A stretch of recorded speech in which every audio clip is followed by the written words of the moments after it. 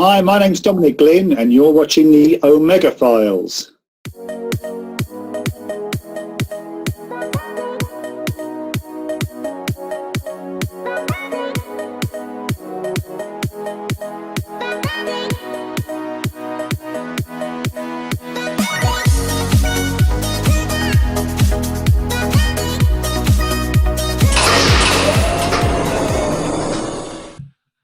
Good evening, everyone, and welcome to the Omega Files. I'm your host, Dr. Freedom, and tonight, of course, is Boxing Day over in the UK, or in the America, it's Return the Crap You Don't Want Day, or whatever you want to call it.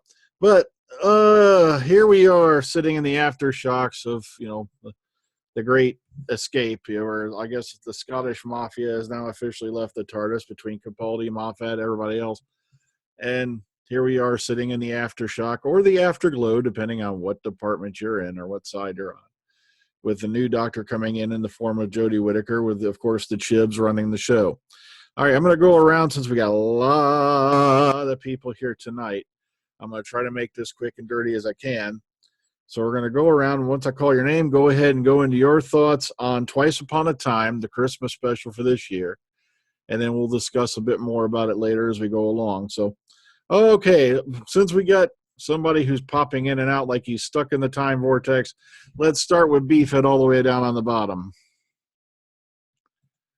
Yes, hello.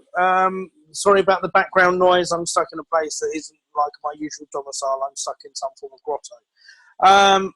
Yeah, it was good. I enjoyed it very much. It had all the emotional feels that you have with having Capaldi's sort of swan song, really. And this was more about him. I think you had the first Doctor there. He was not more for me than really addressing a plot device. There's so many people getting their knickers in the twist about how his portrayal is, the sexism that they're looking to it. You're just reading too far into it, mate, to be honest with you. This was a good, simple story. And, for those who have always critiqued Moffat and said he overcomplicated, he didn't. He did this one simply. There was no discernible villain to it. If anything, it was about reflecting back on your memories and what it makes you and everything like that. And that was it. The set pieces were excellently done. The visuals were great. The music was superb. It was like a greatest hits of Doctor Who insofar as the music went, but it was so well timed perfectly, and it gave you a bit for everyone. When you had Bill showing up, don't tell me that none of us at any point in time thought, is this the bit where we're actually going to see Susan? It was. I saw like, no, if you were going to drop that one on me, I would have been completely shell-shocked. But as they didn't, I'm not going to hold that against it either. It was great. You still could have done it. And I just liked it. You still had the first Doctor teaching Capaldi's Doctor something, and sort of like, there was a good interplay between the two. But ultimately, this was all about Peter Capaldi. This was all about him accepting it, finding the strength to go on and sort of, what's it going to, what's another lifetime going to do apart from kill me? And if I don't do it, for me, one of the best speeches of it is when he's talking to the glass people at the end of it and saying, if you were to have my testimony, if you were to have my memories, if it was to all end now, what I have inside of me would just shatter you, because I just have this, you think that this, if I can save a couple of people on the battlefield, but my whole life is just like this complete empty void because everyone I've ever known and had has gone and left. And although they can't let me go, I've got nothing left, and there's nothing left of me. It's beautiful. It's absolutely enchanting. It's a great loss to see him go. Obviously, you've got the incoming coming in. What you see a very quick sort of flash of her. I liked that the last thing you saw of Peter Capaldi before the regeneration was the eyes, because it's the first thing of him you really saw anyway, as an introduction. I did, and then obviously the ring drops off, which is the final chain to his Doctor, I suppose. And you've got, Jodie's entrance, which is what it is. Where, it did sort of strike me a little bit as in the TARDIS goes a bit Harrison Ford, get off my ship, and like pushes her out. But what can you say? There'll be jokes to be made about this. That I don't think there's you can read much into it. This was the Peter Capaldi show. It was the swan song, and I think it was done so well. And I'm truly going to miss the guy. It was very emotional, I think, towards the end because, you could tell that it was it must have been emotional for him filming it. But hands off, salute, and nice to see, Briggs signing off in the same way as Cyberbrig. I thought that was quite poignant as well. So it's a solid, great Christmas episode for me. Okay, Texas Tim. Yeah, I can agree with him 100% on just about everything he just said. I would add, too, that this being the 13th, not counting the Feast of Stephen, the 13th Christmas episode and the 8th one for Stephen Moffat, it's one of the best ones. It's really one of the best ones. Like Tim just elaborated on all the good points about it, so I'm not really going to double what he said. I would say it was also cool that there was something for everybody. You had a lot of calls to the past. You had flashbacks and stuff. They integrated the old footage with the new footage in a good way. I mean, it was a really good episode. It even had a little bit of history in it with the Christmas armistice of 1914, which was, I didn't know anything about that, but that's cool. You had the mention of Lethbridge Stewart, and that was either his dad or his granddad. That's cool. So it ticked a lot of boxes, and it was very entertaining for an hour. And like you said, it's all about the Doctor, really. The villains weren't even villains. It wasn't a threat at all. It just ended up being all about him and how he deals with this unwanted change that he's going to have to deal with for the whatever time. So I think it was a lot of fun and probably one of the best ones. And I think they go out on a high, both him and Stephen Moffat, Peter Capaldi. I think this is a very good one. Okay, Kellen. Yeah, I like this one. Yeah, pretty good. Learned some interesting things. Apparently, if it was his grandfather, we're not sure, but it was his father. It means the Brigadier has a brother. I'm sure he mentions sons at one stage, the captain. Yeah, by the time we got to the battlefield, I think I was buying the waterworks. I'm proud to say I did that. I'm happy that, again, I'll just say it, I've lost myself. As the Scottish Mafia leaves the building, I salute you, ladies and gentlemen. You did very well. The Doctor was fabulous. I must say it was very, very fine. Moffat did the best he could with what he could, what he had after having to rewrite things at 3 o'clock in the morning. Not an easy job being a showrunner. That'll do for now, perhaps. Okay. Let's move over to Philip Archer. Hello. Right, I watched it earlier on again just to refresh my memory. It was a nice story. For me, it was kind of like retrospective for both Doctors in what they are. But what I found interesting was that it was trying to show the first Doctor what he could become and what he will become. When those last people sort of like represented the Doctor's, when he was sort of like, when they showed you how he did all those terrible things and they gave him all those different names, the killer of this or the whatever of all these different places, and that was quite. I kind of like that scene. Overall, though, I did find the story a little bit plodding in places, and I was kind of annoyed with the fact that Bill kept saying, "I'm Bill, I'm Bill, I'm this, I'm Bill," and it's like once was enough to convince him, but it kept going too much with that. So I don't know whether I like the Bill part of it. The overall with the Doctor's monologues, they were good. I liked the monologues that he did. They were very touching and very to the point. And then, of course, when you got Jodie turning up, that was good. And I'm kind of a bit confused as to why so many people couldn't quite hear her, but obviously some people will explain on their own versions why they couldn't hear what she was saying. But I did like her part, and the fact that the poor old TARDIS exploded again, it's like, give it a rest, mate. Let's have it a different way done next time. But overall, it's a good story. I enjoyed it. Okay, let's move over to Lady Neo. Okay, let me think. Was this a good episode? Yes. It did have its little issues with it. When I found out one of the main issues with it, I was not happy.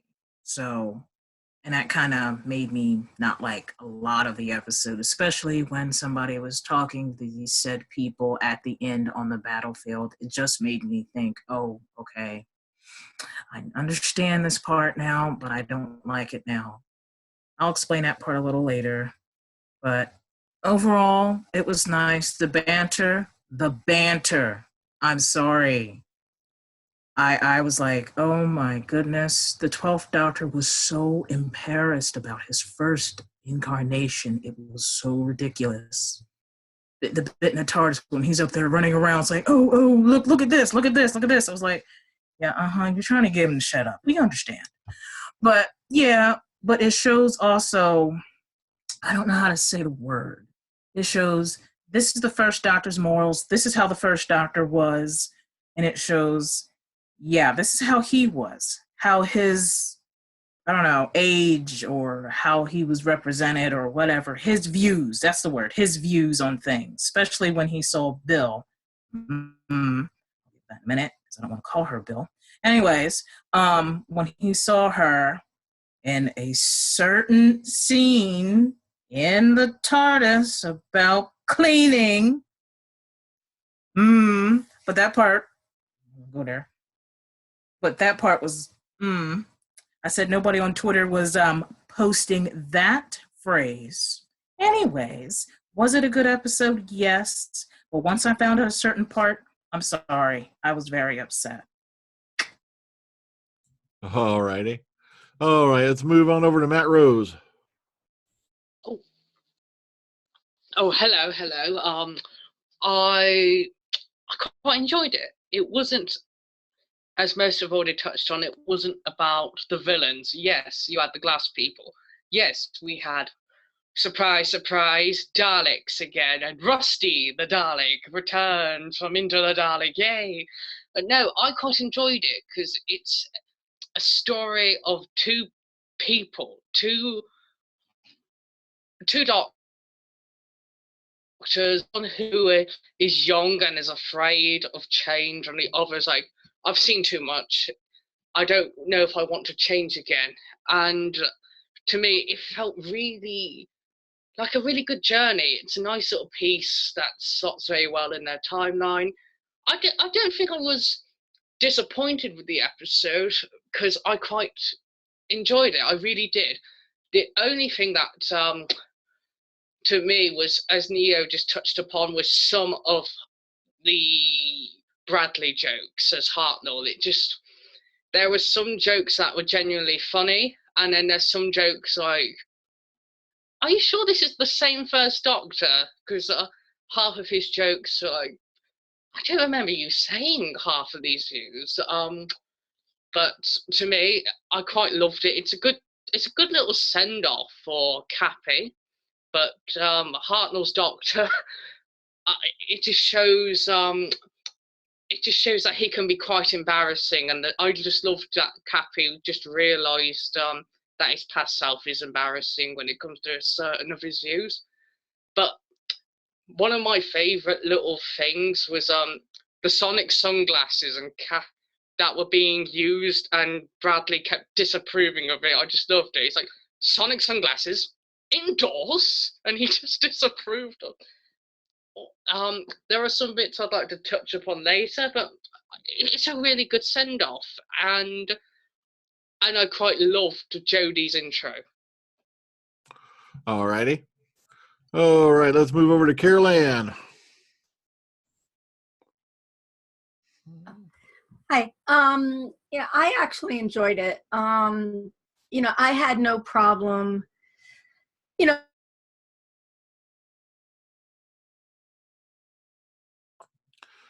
but really, Okay, I thought you're I back. was. Go ahead. Can you hear me? Okay. So I had no problem with anything really. I enjoyed it. It was a very entertaining, episode. I don't know if it was my favorite Christmas special, but yeah, I loved the dialogue between Capaldi and Bradley. Mark Gatiss was cool in it too. I really don't care. I love Bill, but I really didn't care one way or another about her being in the episode. She was kind of like a side element. I could care less about Clara. To me, it was all about Peter Capaldi. And even though, like, some of the things, the first Doctor was saying, the chauvinistic, remarks he was saying, to me, the way I read it was Moffat's way of jabbing at like male chauvinism in the country. If you, in the world, if you really want to get like socialist about this whole thing, that's how I took it. Where, okay, Jodie's going to be the next Doctor, deal with it. And it was, in a way, it was saying, okay, look at how far we've gone from 1963 to 2017. It was just like little jabs at the, whole social way men look at women still. So I actually thought that was cool. And how Moffat always likes to play around with like social elements. So, but in the end, it was all about PCAP. I like to call him PCAP. It was all about him. This was his final episode and he was brilliant. And no Doctor, I don't care who comes after him, who was before him, nobody can do monologue like him. And that last scene with him running around, basically telling who was going to be coming after him, what he or she should do. I mean, it was awesome. The first time I saw it, I didn't cry because I knew what was happening and I was kind of depressed anyway.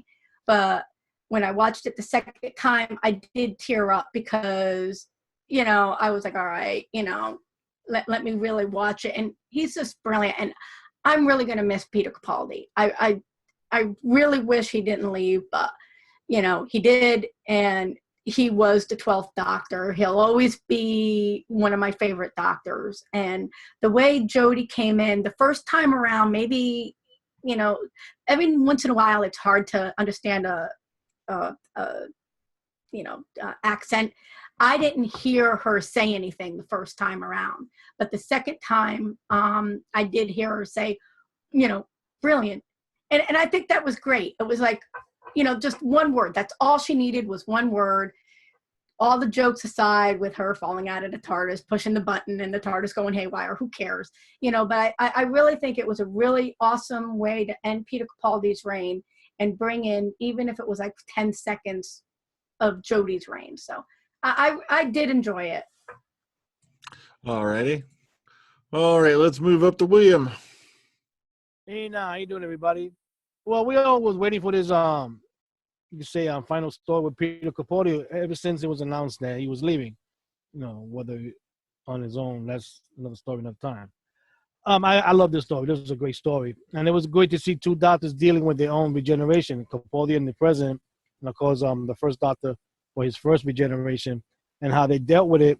And of course, in a way, this story really had no villains. They were just them figuring out that, that by a little accident caused the time to be frozen like that. And it was great to see a shout out to Leopard Stewart from his ancestor, and the way Capaldi said they would always check on them. So that was nice to see that. Yeah, like Beef said, when Bill was coming out, I actually thought it was Susan myself. I was hoping it was 10 seconds of Susan. Whether which actress would have played it, I didn't care. I just wanted that, and we didn't get that. That's the one little disappointment I have with this. Yeah. Seeing Clara show up in the end, it was good. That happened before with Matt Smith, and it was really quick. So that was good to see that send off. Same thing when Nardo came in. It was just a quick send off to see them saying goodbye. In a way to us, the fans that's watching it, and to the actors, to Peter, because if you see it, they were really hugging for real, not acting. So that was a good thing to see. Seeing Jodie come in as the Doctor, yeah, we know it was gonna happen because we all ever since it was announced who was gonna be the next Doctor, we were waiting to see how the regeneration was gonna be like that. Her falling out the TARDIS at the end, That's already been done with Matt Smith and other things like that. So it's nothing really new.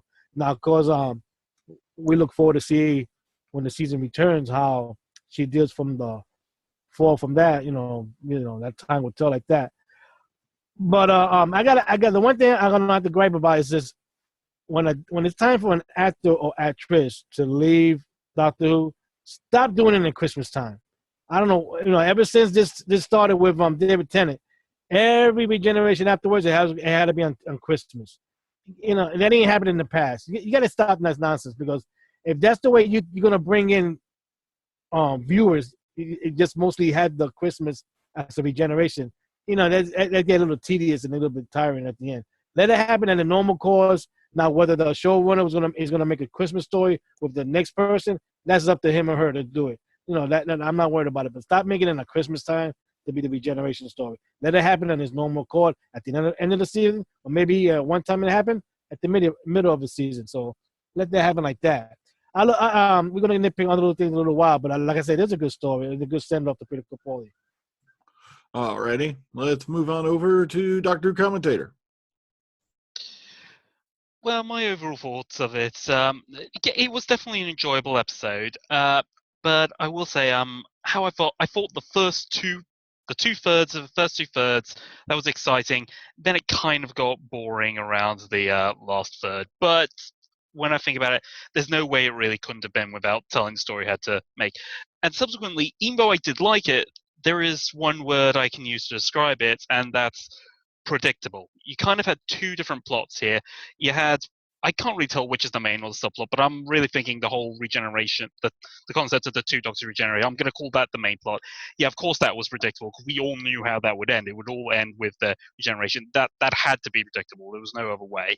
But then you got the thing with the glass aliens, and I thought, right when we saw this whole thing about how we take people from their time just before death, extract, and then put them back, I thought, the only thing you could possibly extract is memories, and that doesn't really sound like there's anything nefarious going on. So yeah, but I kind of clued in. There was no real evil plot in this. This wasn't really going to be that bad. All right, so I could call that predictable. What else is there to say about this? Other than what from repeating myself, that it is kind of a nice thing. I loved that they used the Christmas armistice. That was a beautiful send-off moment, and I also loved how they were able to blend in previous parts from the 10th planet with new footage like that, and the regeneration was absolutely beautiful. Now, I am aware of some people already complaining. I knew this was going to happen with the casting of a woman, and no, I'm not. I have no issue with Jodie. I said when we talked about this, I have no issue with the casting of Jodie in and of itself, but I know what's coming from the people, either people who hate it and the people who currently love it. Those people are saying it's great. They're going to find something to nitpick on about it, and they've already done it now with the whole thing about, there was this whole article on Gallifrey Times, and it ends with saying it felt like that the TARDIS was trying to get rid of her because she's a woman. And I'm here thinking, if the TARDIS hated her, you would have kept her in the TARDIS, because I don't think you noticed this. It was blowing up. If anything, the TARDIS was saving her life. So, but yeah, that's all I've got to say for that. And I'm sure there'll be other. I'm sure I'm forgetting something, but I'm sure I'll talk about it later. Okay, Kevin.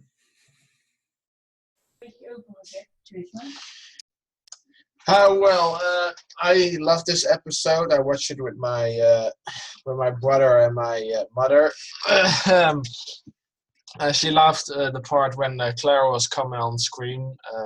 She liked that, and then she still thinks that the Doctor is going to regenerate again next year. So I said no. It's her. It's a woman. Deal with it. And the glass aliens were not the real evil. They were just like a plot device. I love the first Doctor with his racist and sexist jokes. I had to laugh all the way.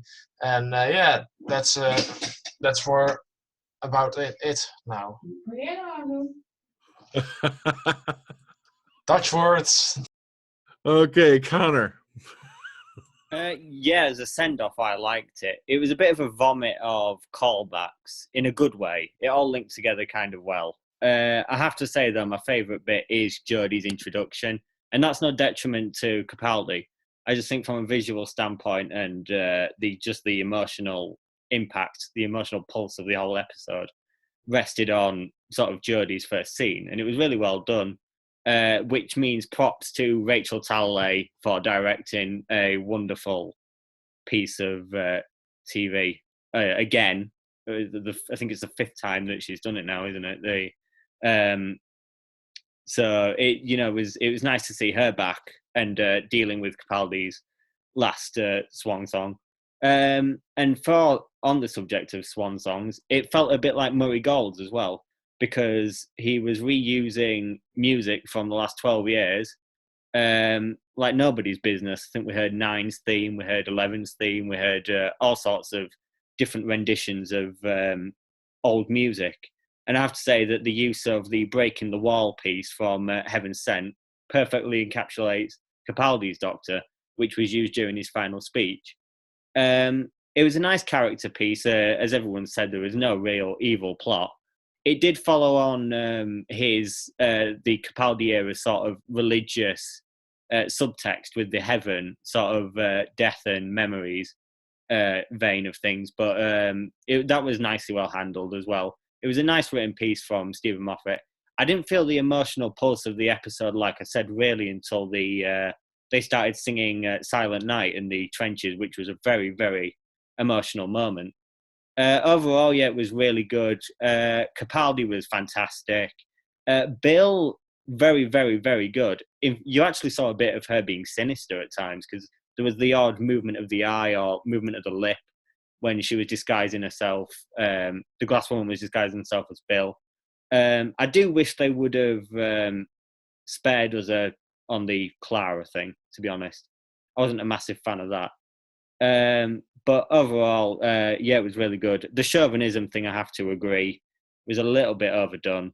And also, I do have to agree with Will on the Christmas thing. I think watching it back, even though it was a great episode, I would make an argument that it would have been probably a little bit better had he regenerated in Dr. Falls, to be honest. But other than that, it was good. Good story, good send-off. Okay, let's move over to, well, wait a minute. Oh, crap, the board shifted around on me. Oh, okay, let's jump up to Elijah. Hello. Yeah, this episode, man, waiting for this and seeing, clips, especially the 10th Planet recreations, I was so excited for. And it definitely paid off, though we got approximately about a minute worth of, recon and showing archive clips. I thought it was well done. Also, regarding Gaddis's relationship to Brigadier, he said on Twitter that it's most likely his grandfather. It was a nice swan song for, Moffat's era. Talalay, she's directed 7 Capaldi episodes, so it was great for her to, do his final story because her and PCAP get along so well. Also, little fun fact, Mark Gatiss owns Pertwee's jacket from Planet of the Daleks, and he brought it in for the final day of filming and stuck it on the coat rack in 12's TARDIS as a little Easter egg, which I had no idea. And also, I thought it was funny when the first Doctor's making some remark to Bill that 12 grabs him and moves him over to the astromap. He's like, "Oh, look at all the blinky buttons." I thought that was cool. And then also, I loved how they kind of recreated the 8mm footage we have of, Hartnell standing in the TARDIS about to regenerate, and they had the lights kind of blinking. But I'll go into later one little gripe I had with that. But overall, very good story, and I'm going to miss Capaldi. Okay, AJ. Hi there. Yeah, I watched this one live via the Fast Track stream here in Australia. Brilliant episode for Cappy. David Bradley was good too. I don't think he was being racist or whatever. I think he was just being a product of his time. The early '60s and whatnot. Men spoke their minds and whatnot back then. Nowadays, you've got to be very careful and step on eggshells everywhere. Bill was good to see back for a little bit, even though technically she fully wasn't Bill. Personally, if the Glass people were to bring someone back, they should have brought back Adric. I mean, come on, what the hell, man? Oh, man. It's a joke. I'm joking. I love the recreation for the 10th planet. That was good, even though they put so much detail into that set, but we only saw very small bits of it. I mean, I saw the behind the scene photos and all that. It was good to see Rusty back. It was cool how they, basically they've taken bits and pieces through Capaldi's run and just sort of crammed them into one episode. Even his final speech was a few different mixture of speeches from previous Doctors. The whole thing with the regeneration at the end of the episode, I knew it wasn't going to be a fake out from that still image. That scene where the ring fell off her finger is a callback to the first Doctor being regenerated and the ring falling off the second Doctor's finger. I thought that was really cool, although it looked like it fell off the wrong hand. I don't know if I'm being picky or not. The point where she says, "Oh, brilliant," and then pushes the button and then everything just goes nuts. I thought that was clever. And it actually looks like, if you look at it, the TARDIS was shaking as she was falling out of it, like it was trying to say, "Get out before, I kill you." Other than that, it was quite well done, but we'll see how Jodie goes for her next season. Like I said, I'm going to give her one season and the writers one season as a see how they go for their first season. So, but more about this episode later on, I will speak about. Okay, let's move on over to Bo. Yeah, I like the episode. I thought it was really good. I like the interaction between the first and 12th Doctors. I love the differences of opinions on certain things. I like the Mark Gatiss character. I like how that was a bit of a nod to the Brigadier. Would have been interesting to find out whether he was the Brigadier's father or grandfather. I like the bit where Bill said to the 12th Doctor, "You're a complete ass," and the first Doctor said, "Any more language like that and you'll get a smack bottom." I like the appearance of Rusty the Dalek. I like the appearance of Nardole and Clara. I'm glad that they used the original footage for the first Doctor's regeneration. I was kind of wondering how they were going to do that, and I'm glad that they went for the original footage. I like Peter Capaldi's speech before he regenerated, and I'm looking forward to what Jodie Whittaker's going to do for the next series. Overall it's a great episode. Okay. All right. Did I miss anybody? Okay, just checking. A lot of people here tonight. Okay, so let's go into some favorite moments. Now, just for a side note, I guess the Claret stuff was filmed last. They literally had to go around her schedule on Victoria. And obviously what they did was they probably just set up a green screen somewhere, where they could just yank her off set, change wardrobe, get in front of the green screen, shoot that footage, and then get out of there, because they were shooting Victoria at the time. So she was pretty much tied up. They literally did this on the basis of a phone call, from what I read, where he called her up, said, "Look, would you like to come in, for PCAP's last episode and whatnot." So that was all pretty much done like on the fly. So, not too bad for a green screen job, I have to say. But, okay, anyone else have a favorite moment? Okay, Dr. Commentator's hand shot up. Go on ahead. Oh, sorry. You were talking about favorite moments. I was actually raising because I suddenly remembered something that I didn't put in my original. But sorry, I'll just get through it quick and let everyone say favorite moment. Because I don't really want to harp on about this, because everyone's actually said it before about the chauvinism part. And like everyone else said, I thought that was really just over the top. And some people may ask, was he really like that in the original series? And I can't really remember him being so overtly like that, but the closest I can think of is that there were definitely times where he would say that Susan and Barbara, you stay here, me and Ian will go off this way, and that's the closest I can think. But favorite moments. Let's go favorite moments. I guess it just has to be the regeneration in of itself, simply because it is just so beautifully done. And like AJ said, the ring blowing up, and I didn't even realize if that was a harken back to the first Doctor. Now I know that's even better. But regenerations are almost always beautiful, no matter what. So yeah, that's certainly going to be my favorite moment for one. Okay, William. Well, of course, finding out that not only that the 12th Doctor still had his liquor cabinet, but so did the first Doctor have a liquor cabinet. So that was a good moment there. Also, I gotta give out a good moment that I liked. It was when Capaldi was explaining things to the first Doctor how he does stuff, especially when he was using the sonic sunglasses. But the first Doctor reversed and say, "Look, if you do it the way I do, I watch it and notice how the robot features was more human, or to tell you that was based on somebody that was human one time." So that was good. That was a good moment that you see that both of them was rubbing off one another. And then what's funny, even though he was a 12th Doctor, he learned something from the first Doctor. That was a good moment right there. That stood out right there for me. Okay, Philip. I like the bit where when Capaldi was first talking to the Doctor in the TARDIS at the beginning of the show, where he's simply saying, when the first Doctor says, "Are you going to be me?" and he's like, "I thought I'd be younger." Then Capaldi's like, "But I am younger," and I thought it was quite funny. I like that scene. It's one of my favourite scenes actually out of the whole thing. I do have a thing about why the first Doctor's very sexist and all that. I thought to myself, maybe because he's in mid-regeneration, everything about him is all in flux. So therefore, you're getting all sorts of things from him, and that's not how he properly is.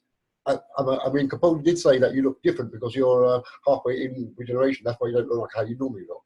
So I'm putting it down to his brain cells being a bit shaken up, and that's why he's being all sexist and all that. Okay, AJ.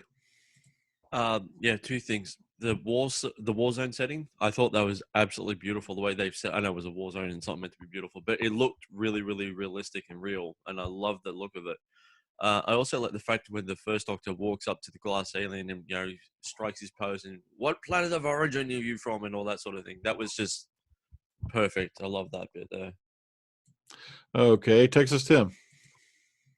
Well, as far as the sexism thing goes, or the possible race, I just think that's them poking fun at their own history. I mean, that's what they were doing, because you hear all the stories about how it was back then. You see how it was in some ways. Like, how many times did they send Polly to put the kettle on or whatever? I mean, that was just the way the show was back then, and nobody expected anything different. And a lot of people that are criticizing, not in this script, but so much, but online, they're projecting. They're seeing things that aren't there. The idea that the TARDIS threw her out because she's a girl, that's just ridiculous. I mean, her scene at the end is very similar to the one that Matt Smith did. I mean, so where he's hanging on as the episode ends, or whatever, or when it began. I don't remember how that played out, but I'm just saying I think that's just people projecting things that aren't really there. But as far as favorite scenes, I would say it would probably be the minute that they mentioned Lethbridge Stewart, and you go, oh wow. Because you know what? It's so, like somebody said, it's so obvious that was the obvious thing to do and predictable maybe. But when it happened, you weren't expecting it anymore because you thought that guy's story was kind of done. And then the subsequent, the Silent Night coming in and the sudden, armistice. I mean, that was brilliant. I think that was the big emotional part of the episode. I thought that was amazing.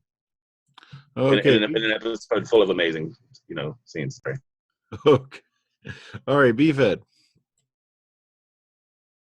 Yeah, because that's the thing with this episode. I think it was very hard to make notes on it or to get any sort of like solid points to it, because you sort of get caught up in the emotion with it. If you wanted to say, I have to pick out a favourite point to it, it's probably the interplay between the first Doctor and the current Doctor. It's a case of like AJ said, this is a level 5 planet, and it's protected. You have the bit with noticing that the face of the construct is completely symmetrical, and you have the bit where he's backing down the stairs and saying, well, why are you giving away what you're going to do? Why are you stating what you're going to do? Because they know what it's going to be. There is that great moment of interplay, but I think there's also the good bit as well where you have the bit where they're both discussing about why they don't want to change. And that's a really good little good bit there, because you have the First Doctor and that sort of facade of the gruff exterior. He lets that drop and he says, well, because I'm afraid. And I've never really said that to anyone. So, and that's quite a good touching moment. You know, like Tim said, you know, you could say this episode, or Doctor Who commentator said, this episode is predictable. Yeah, it is. But until you actually get that and you get that payoff, you think, oh, well, it's going to happen that way. But when you get it, it does it in a way that you don't expect it to come. And that makes it more satisfactory. So you would easily have guessed months ago and said, oh, that's some relation to the brig. But when you know how it's done in the way, well, would you just look in on my family? It's not what you expect it to be. It's a case of it's throwaway, to be honest with you. But it is. It just has this emotional poignancy that's done, and you're just caught up in the emotion of it because you want there to be something for it, and it doesn't fail to deliver. Okay, Carol Ann. My favorite part was at the end, when, you know, everybody was, you know, in the battlefield. They were starting to go their separate ways after singing the Silent Night and stuff like that. And the First Doctor realized that 12 not only saved, you know, Ledbridge Stewart's, you know, grandfather and the other but also the other soldier. And it kind of like, you know, like almost like a light bulb went off saying, okay, so this is what it means to be the Doctor of War, you know. And you kind of got the impression that if it wasn't for that moment, you know, maybe the First Doctor, because the First Doctor was, you know, fighting the regeneration just like, you know, the 12th. And if it wasn't for that, like, you know, realization, you know, he may not have decided to, like, okay, go ahead and, you know, regenerate. And maybe that one little moment kind of, you know, made the Doctor who he is and kept going on. So, I mean, I really thought that was really clever the way they did that, because even though this whole episode was all about like Capaldi and the 12th Doctor, it also had like the First Doctor as like a subplot, and that was his like moment saying, okay, I'm not gonna be afraid anymore, and I'm not afraid of change, you know. So I kind of like that part a lot. Okay, Elijah. My favorite part has to be the little throwaway line that Capaldi says, because in 10th Planet, like around end of episode 2 and 3, and then end of 4, the First Doctor is pretty frail, and, you know, he's not doing so well. It's nice how Capaldi's just like, you were frail as a chicken, and now you're strong as can be, because, you know, he's mid-regeneration, starting to heal himself. And I thought that was kind of cool that they kind of said that, so it's not like, wait, I thought the First Doctor was frail, wasn't doing too well, but he's off doing an adventure. And then also, regarding the whole, you know, Polly's not here to clean, if you watch The Web Planet, Barbara actually says to the Doctor, this place needs a jolly good spring cleaning. So, there you go. Callan. Yeah, just to stick to a couple of points. The state after leadership, no, after leadership is delegation. And if you knew the strengths of everyone on the moon base, you wouldn't send the Doctor to make the coffee and say, "Paul, you work out the problem to who to solve these pesky Cybermen." You would definitely get the Doctor to solve the Cybermen problem and get Paul to make the coffee. It was more obvious as the episode went on. Speaking about the latest episode, it's more obvious that it was a relation of Ledbridge Stewart as the episode went on. So we didn't learn his name until later on in the episode. So that was pretty obvious to me. Okay, Beefhead. You also have a very good part, which is, I think it's easy to miss as well, which is a very good balance and sort of parallel between the Doctors and the Captain. That when you've got the Captain in the TARDIS just with Bill on his own, and he said, you know, I was ready to die. In that hole, I was sat there waiting to die. That's just how war is. And I expected to die. But the longer this goes on and the further away from it I get, the more I realise that I don't want to die. You know, I want to go on and go back and do something like this. So there is an amazing sort of parallel between, you know, his character as well and the Doctor. So there is sort of a repeatable lesson that you get through this, that, you know, that you have to go on, that this has to continue in some way, shape or form, that although you sort of, you're accepting that it's going to be the end of it, and accepting that that is it, it comes to an end, really, that there is something to go on beyond. Okay, AJ. Yeah, for me, the trope of the first Doctor never closing the TARDIS door properly. If you notice throughout the episodes, whenever he came out of the TARDIS, the door was always slightly open. Also, I liked how throughout the episode, how disheveled he became, to the point where before he regenerates, his hair is a mess. He's got dirt on his face. It was like a really good mirror to the original regeneration from back in the 60s. All right, Lady Neo. Okay, I think I got 2 bits. Like, remember, I think was he a sergeant? I don't know, but it was him and the first Doctor in the TARDIS, and they're talking to Belle, and she has her hand on her hip, and they're talking about how the women are glass, and I know I have the first Doctor's like, I have, I have experience with the fairer sex, and she says, so do I, and the 12th Doctor's like, oh crap. That part was a little bit funny. And then when Glass Nardole showed up, and he said now his whole body is made of glass, not just his nips. That was a little funny too. I'll deal with that whole glass part better later, because that's the part that I really, really don't like. Okay. Texas Tim.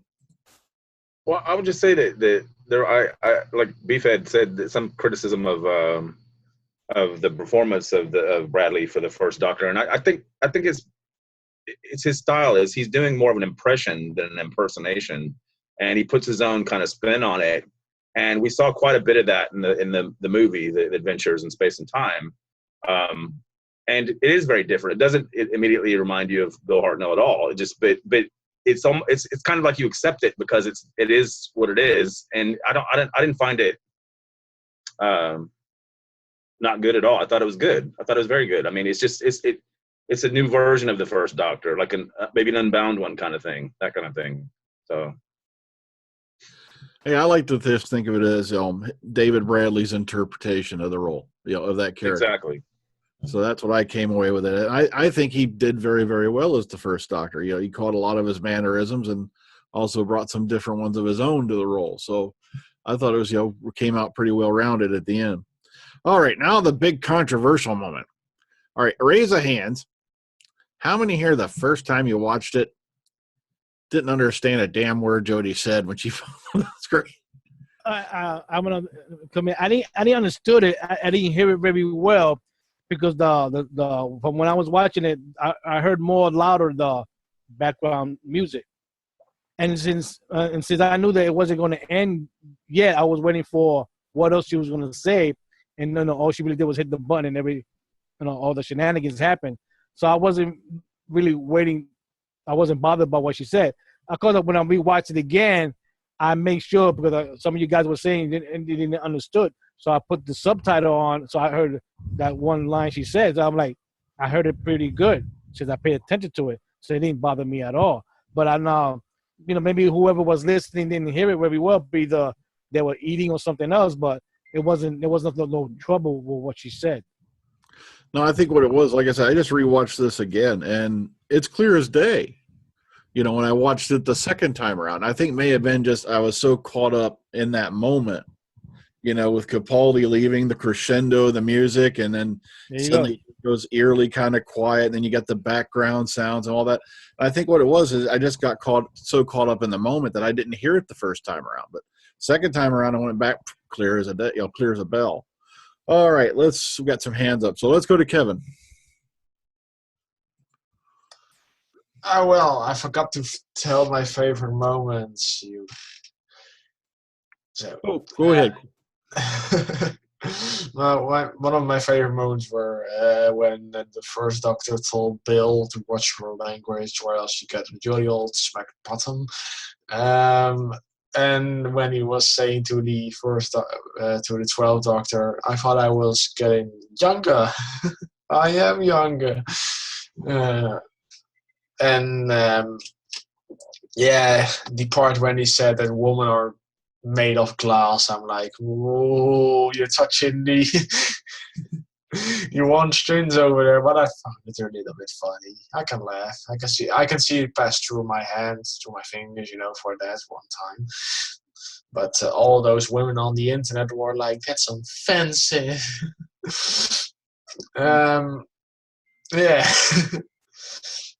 So I enjoyed the emotion of the episode and the regeneration scene. That was just I was getting almost emotional, but then the kitten was jumping in front of the TV, and I was like, darn it.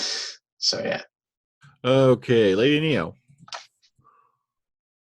Well, as for the not understanding, when I was first listening to it, I was like, okay, I unclogged my ears and I was like, okay, people are saying they can't understand it. And I said, oh, she just said brilliant. I said, okay. And just to be on the safe side, I rewound it back a little bit and I said, oh, she said something else in brilliant. She said, oh, brilliant. And then she had that goofy David Tennant smile. I said, that sounds familiar. I was just thinking the only reason that kept Matt Smith from getting blown out of the TARDIS was the size of that boy's head. Oh my gosh. I thought for sure to get caught in the doors. Okay, Elijah. I guess to mention, because I already mentioned my favorite part, but the one little trick I think they missed was the first Doctor's regeneration. They could have had, Ben and Polly knocking outside the TARDIS door, then show you have your Jared and Lily walk in, and then Lily could have said, the Doctor, what's happened? And then Jared says, no, leave him. They flip him over, and then they cut back to the 4-3 black and white footage. I thought that would have been great, but I mean, it is what we got, but one little thing they missed the trick with. The BBC are cheap bastards. They didn't want to pay him for another day of shooting. Okay, AJ. Yeah, for me, I thought the point where she regenerated and you see through her eyes how everything's blurry and focusing in and out. Thought that was totally brilliant because we never seen from the perspective just after a regeneration from the Doctor. I mean, it could be unicorns he sees for all we know, or she sees for all we know.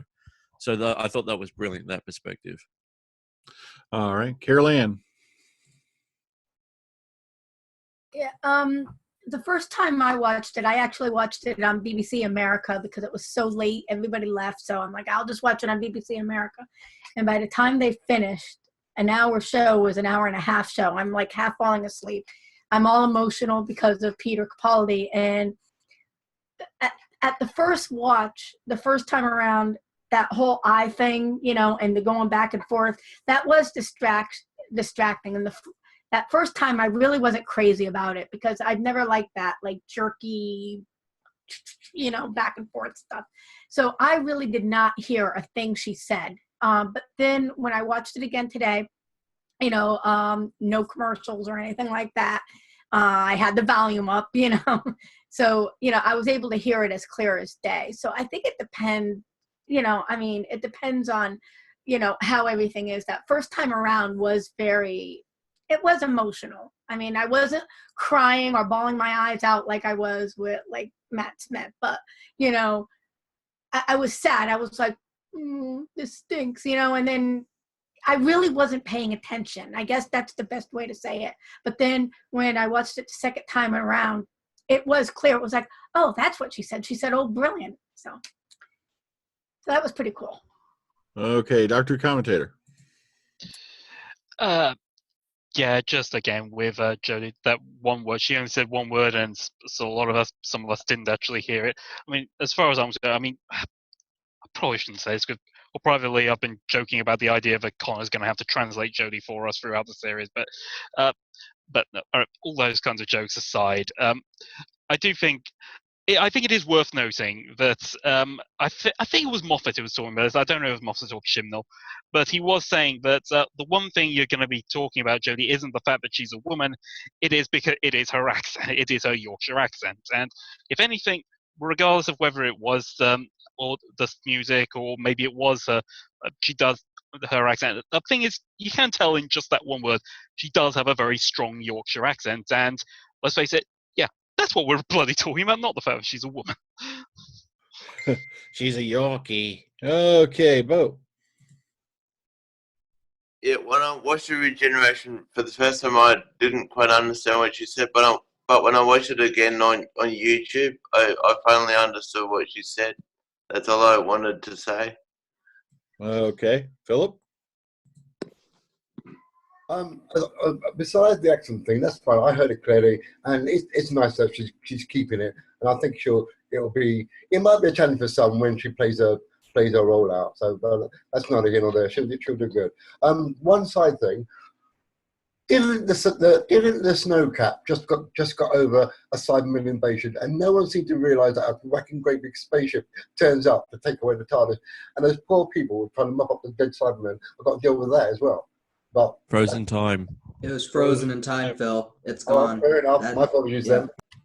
Yeah, they were kind of frozen. They wouldn't have noticed. Okay, Matt Rose. Hello. What I like about this regeneration is you don't really see normally what the Doctor sees as soon as he changes.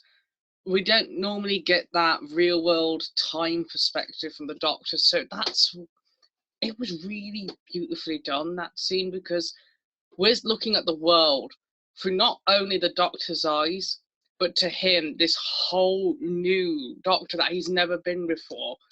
And it's incredible because I didn't have any issues with her saying the "oh brilliant" line. I was more thrilled for the Doctor that he's finally changed into a woman, and he was excited about it. I know it was all a flash and quick, but it was really wonderful, and it wasn't an over-the-top line like, "oh, I have weapons now, look at this." It was more about him being excited. It's something new, and the journey's going to be quite exciting. That scene is one of the best new scenes they've ever done for Regeneration, I think. Oh my goodness, I have Dalek bumps. Okay, Elijah. One thing that AJ reminded me of when he was talking about how Jodie's vision, you could see blurriness. Also, one little thing that I thought was cool was when the Doctor put on the monocle, the screen kind of went a little blurry, as if, it didn't really help him at all. It's just to, add something to it. So that was cool. Kind of like the original version of the Smarty glasses. Yeah. Okay, William. You know what stood out, and another thing I remember that Rusty appeared, and remember this, when the Doctor sees him, this takes place many years into the future like that. So that means that all this time, Rusty's right there by himself, still contemplating destroy the Daleks. And it was unusual that he accumulated, he has all this knowledge that the Doctor had to go to him specifically to get this knowledge and all that. And that's a little weird thing, because then, in my opinion, we're not going to see Rusty again at all, because he was created during the Moffat era like that. Just like in the scene when they show all the different Doctors in different scenarios, a lot of the scenes were from episodes that Moffat wrote or directed, like the War Doctor, the Eighth Doctor from that 7-minute clip that he did. David Tennant again from different Matt Smith. Everything was a lot of it. Of course, there was a scene from the 10th Planet and maybe a 6th and 4th Doctor like that. But if you notice, all the modern episodes was from the ones Moffat wrote or wrote. So that stood out pretty weird like that. Like, wow. Okay, Texas Tim. Well, to Matt's point, I mean, what you thought? She thought, well, at least instead of Colin's man boobs, I have real boobs now, or what? Sorry, we'll be here all week. Nah, yeah, it's good. But no, to Elijah, your point about, we talked about this last night, that it would have been better if they had shown that Ben and Polly were in the TARDIS. But then I thought about it today. They don't have that. All they have of that particular regeneration is that bit that they loaned to Blue Peter. So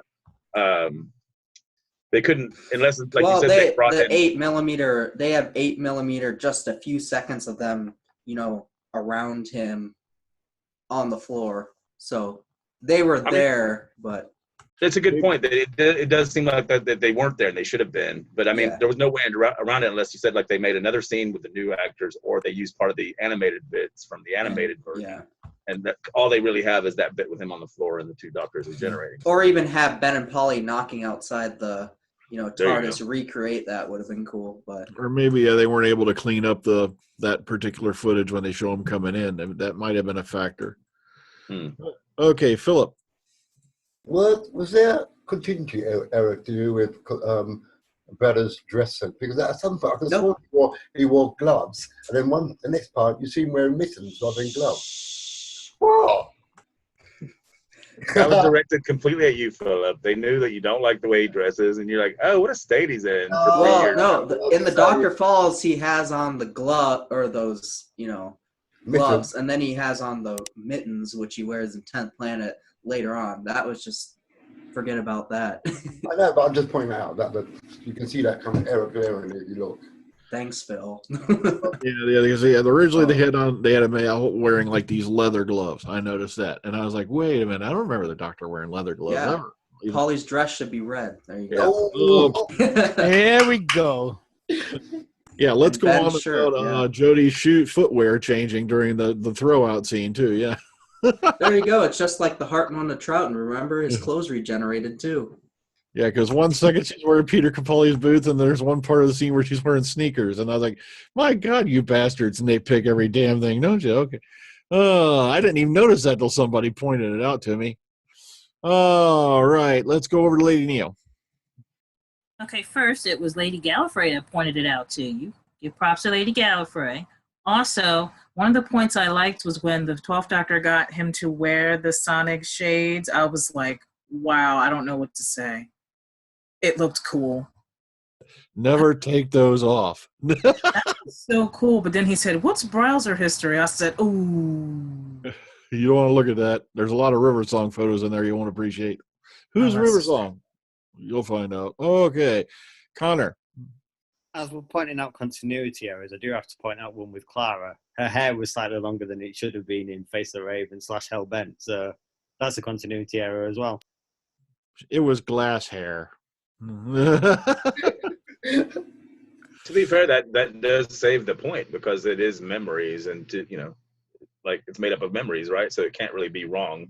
I get your point, but to be fair, on the poster for Series 9, when she had the shorter hair, she had the longer hair in the poster. Remember, and it was like, okay, how'd that happen?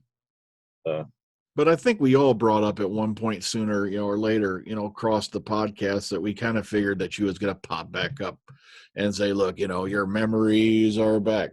So I think we all discussed it at one point or another because it would kind of suck having that hole in his memory running around, this whole time. Like, okay, I had a companion, but wait a minute. Oh, where have I heard this before? Colin Baker? Oh, Yeah, but wasn't that already, what's the word I'm looking for? Wasn't that already, I can't think of the word, but it was already there in the Dr. Falls when he was lying on the floor and you see the flashback, and she was in those flashbacks, so he would have already remembered from that point on. It was, so it was on its way on its own, I think.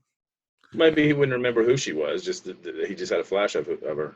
Maybe But there's a what lot of women who've called out my name. I'm the Doctor. Okay. All right, Elijah.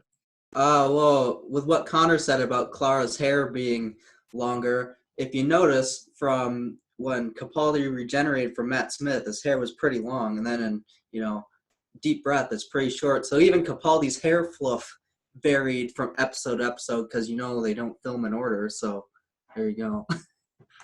Okay, AJ. Yeah, I was happy to see the time vortex back again in this episode. We haven't seen the vortex I don't know how long. Also, the first Doctor's speech about the black and white of good and evil. Basically he thinks that there's no gray area in the middle, but eventually he'll learn there is a gray area somewhere in between, which I thought was a good thing because he's a black and white character more or less back then. All right, Carol Ann.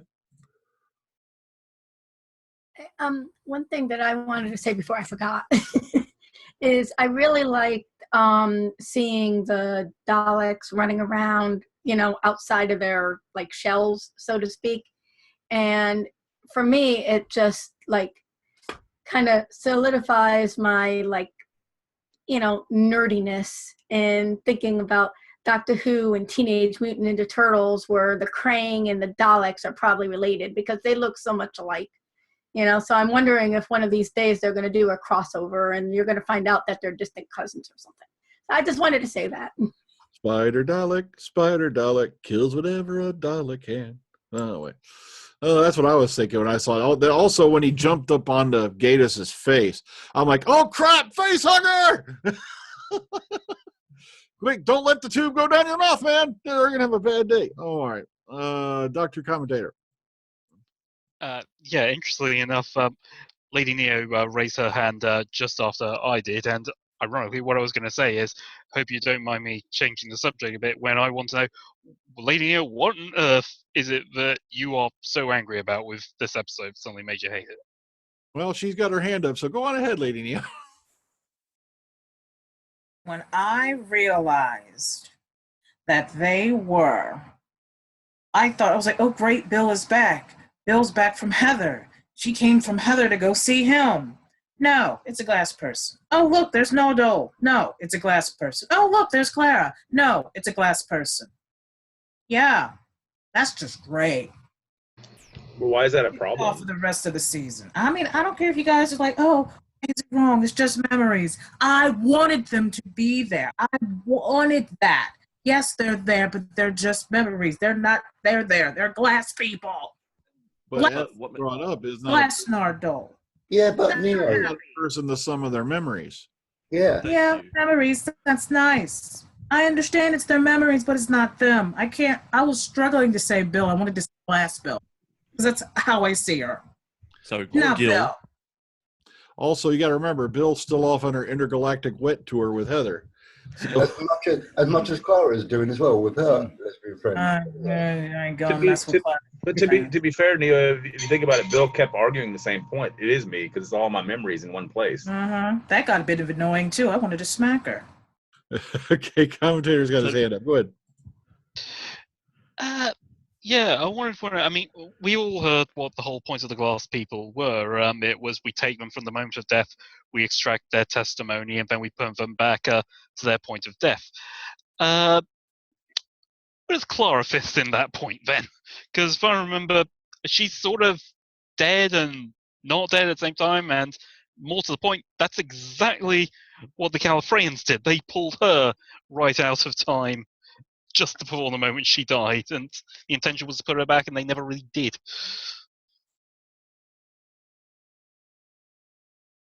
This could be after they extracted her memories, you see, after she did go back and die.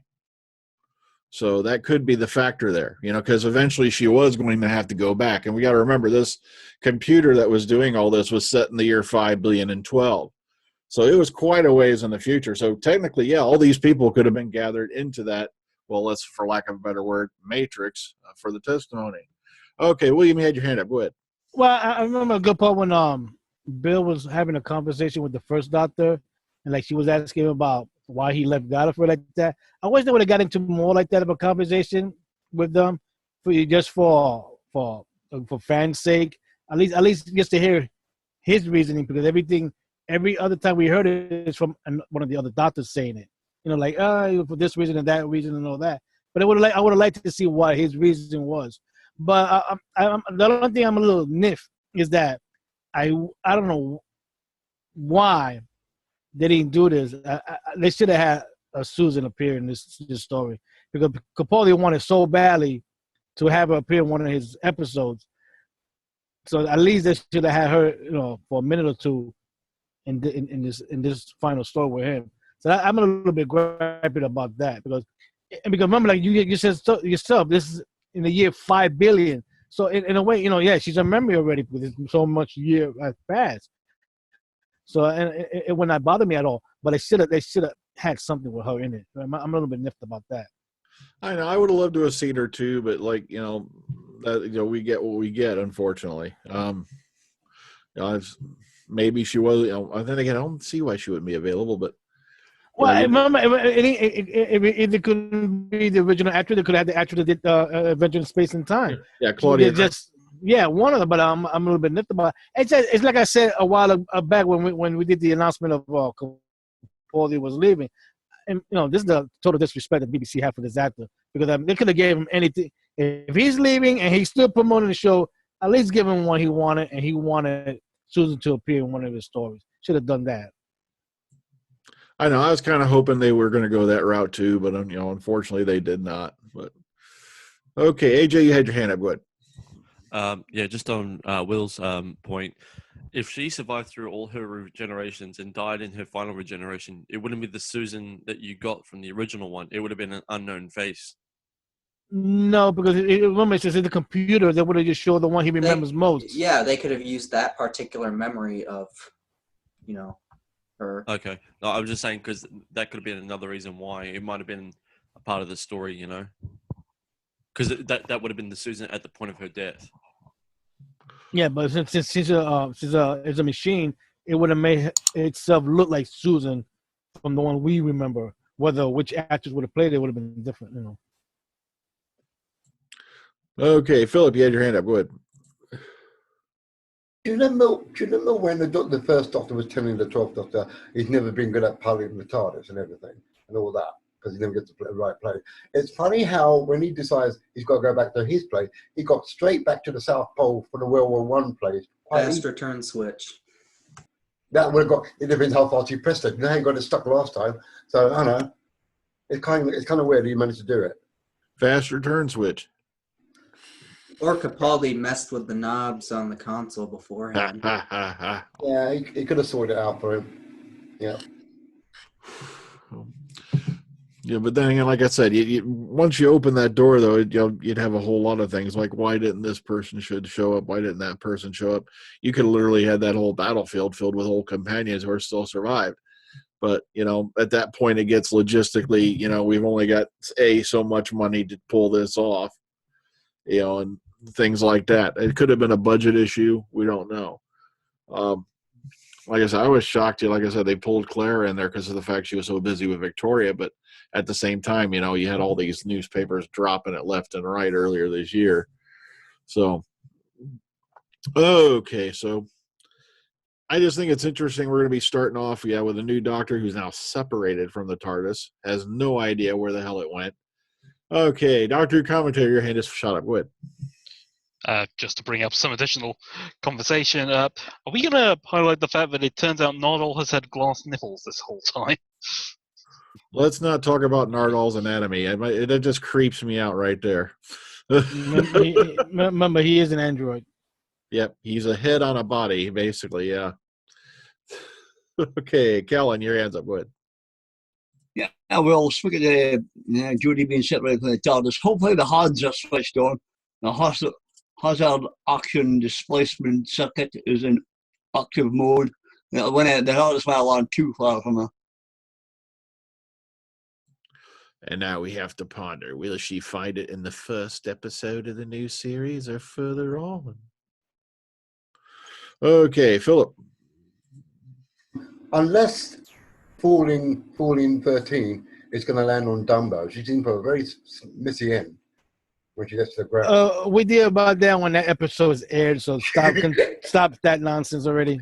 So I can tell you about a stewardess who fell 5 miles out of an aircraft and survived. Well, that's true. It has happened. But also you're dealing with the Time Lord who's within the first so many hours of the regeneration, remember? You remember that? I said that yesterday, Slick. You remember, Tennant's hand got cut off and just grew it back like it was nothing. So they 15 hours. Yeah, so they could they could just go down that route, or maybe something's going to happen before impact. We really don't know as yet. Or she lands in a mattress factory. There you go. Well, a few boys are dealing with that. Dirty chauvinist. Of course, you want her on her back on a mattress. Yeah, that would be me. Okay, Dr. Commentator, go ahead. Well, you've all pretty much just said it the moment I was raising my hand, but I think we can pretty much call what's going to happen at the beginning, except that she's going to either land in water or something soft, and one of these 3 new companions is going to suddenly walk by asking, "Are you all right?" And then she's going to do something really odd and alien. Yeah, but you know what? Even if she falls in water, she'll still break her back in 400 places. That's a great height to fall from. Well, she is an alien, so I mean, you Yeah, never we know. know. And mine's more to the point. I know we have already seen some leaked footage. I mean, God, I hate saying this, given it's Jodie, but was there any indication? I can't remember those photos completely, but was there any indication of damage? Well, additional damage, or even of that clothing, or even if they were wet or anything like that, or if Jodie looked. No, from what we've seen of the mirror and all that stuff, all the pictures they stuck up and all that, now things look pretty much status quo. Okay, now Texas Tim had his hand up, and I've been trying to get back to him while he's there. So go on ahead, Tim. No, I was just regarding the bit about Susan. I was just wondering if it wasn't some sort of sixth floor intervention again, not allowing something like that, or maybe they just couldn't get her on the schedule. I mean, you would think actually that it would work because you've already got an episode that's full of like flashbacks and callbacks to previous stories and whatnot. So it wouldn't have been about. I too thought that was what they were going to do when it happened. But on the other hand, I think AJ made a good point that maybe she doesn't look like that when she died. Maybe she regenerated. So I don't know. Anyway, as you were, I've got cockroaches to deal with. Okay, Connor. Yeah, on Philip's point about her falling, I think with your experience, Philip, I think you should put a bet on that. He always loses. Carol Ann. I always lose. Right, anyway. My idea what's going to happen, I mean, because with her falling out of the TARDIS, if she's not going to land because she's too far up, and she would have to like you said, she would be like so messed up. It's not like just losing a hand. So my theory is, like this like ship is going to miraculously be passing by, and she's going to find herself, like rescued by some ship or something, and that's going to like pave the way for her meeting her new companions. At least that's my theory behind it. But I mean, we'll see. I mean, anything could happen on this show. So, we'll just have to see what happens. Yeah, from what they're saying, still, yeah, autumn 2018. Now, originally the one site had August, but then later that night they went back and corrected it to autumn. So it could have been just a typo, a slip up. We don't really know at this point. We haven't got an air date yet. So, okay, AJ. Yeah, about the fact that if she landed in water from that height, she's falling a couple hundred kilometers from the sky. If she hits water, she'll be jellified, man. It'll be the same as hitting a brick wall at that velocity. Oh, yeah, there's people who jump off bridges, and it's basically the same thing. Bam. Once you hit the water from a certain height at a certain velocity, it's the same as you might as well just land into a brick wall. All right, Callan. Yeah, but we don't know the compression ratio of Time Lord, especially when they're in the middle of regeneration. Someone just spoke to Carlon's point. She could hit she could at that time period hit a Zeppelin on the way down and bounce on top of that a few times and then get into the Zeppelin. Who knows? Or she'll land on a pseudo Nardole. Okay, Connor. Someone on Twitter with a bit too much time on their hands pointed out they compared the positioning of lights at night from a bird's eye point of view between London and Sheffield, and they pretty much deduced that it was Sheffield. So if that's a hint at where the next episode is going to be set, because we do know that they filmed bits of it there. So it's actually they also replicated a building in Cardiff to look like the Sheffield, I guess, police department. So it's going to be somewhere in that area that the opening stories take place. So, okay, anything else, anybody, before we rate this sucker and put it to bed? All right, we're all good. All right, let's start at the top this time. Starting with Bo, out of 10, how do you rate Twice Upon a Time? How do I rate it? 9. Okay. AJ? Yeah, 9.5 twice, thanks. All right, Elijah? Gets a 10 from me. Okay, Lady Neo. 7.5 out of 10. All righty. Carol Ann? I'm going to give it an 8.5. Okay, Dr. Commentator. 8. Okay, William? 8.5 out of 10, and I'm glad Bradley's already in Big Finish. I look forward for Capaldi to come to Big Finish. Okay, Philip.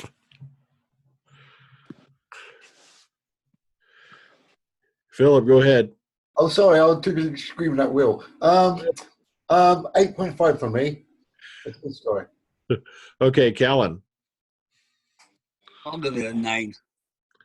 Okay, Kevin. Well, this is a hard one. I've only seen it once, so I will give it for now a 9.5 out of 10. Okay, Connor. It gets a 7 from me. Okay, Texas Tim. I'm giving it a 10. There's nothing new there. Okay, Matt. Scores at the door. It's 8.5. All right, and Beefhead. As there were German soldiers, I can only give it 9 because you've had greatest musical hits. Capaldi does, and Moffat dialogue is superb. And if I can add my own theory about how Jodie's Doctor will survive, she'll land on a landfill full of thrown away Doctor Who merchandise and a soft wadding of fangirl tissues. In a lake of fanboy tears. A dumpster full of bras. I'm going to give it a 9.5. I really enjoyed the episode. Had a nice flow to it. Had a good story to it. It was very emotional, and just loved the way they shot it. Loved the way everything was set up. So I got to give it a 9.5. The only reason it's missing the extra 0.5 is no Susan. But okay. Well, folks, join us next time. Won't be this Saturday, but probably the following Saturday. We're going to sit back and have a little talk about a movie called The Last Jedi. It has stirred some controversy amongst the fandom, as well as our new incoming doctor and whatnot has. And I think we're going to have a fun conversation about it going either way. So till then, everybody, take care. Ta-ta. Happy New Year. I hope you enjoyed your Christmas. Bye. Hi to Brandy. Hope you had a good Boxing Day, everybody.